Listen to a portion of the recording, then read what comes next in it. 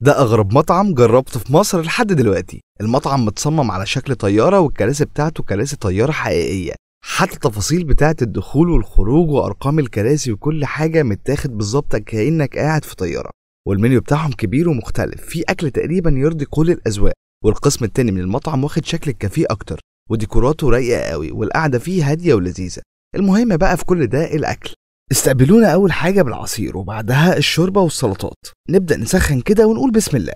أول حاجة نزلت لنا طاجن ورق عنب بالكوارع، ده أحلى بداية حقيقي. ورق العنب كان مستوي كويس قوي، والكوارع قطع حلوة ومستوية كويس، والأهم إنها نظيفة. ندخل بقى على الطبق التاني وده اسمه تشيكن ياكيتوري. ده كان عبارة عن خضار سوتيه وبطاطس بوريه وصدور فراخ على الجريل. اجمل حاجه في الطبق ده ان كل حاجه مستويه كويس قوي، والمشروم في السوتيه كان فريش. بس اللي ضايقني فيه شويه ان تقطيعه الخضار السوتيه كانت كبيره شويه، انا بحبها اصغر من كده.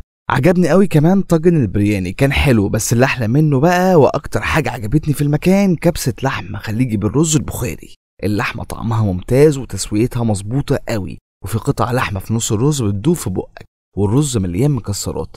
الطبق ده من احلى الاطباق اللي كلتها النهارده، فأنصحكم جدا إنكم تجربوه.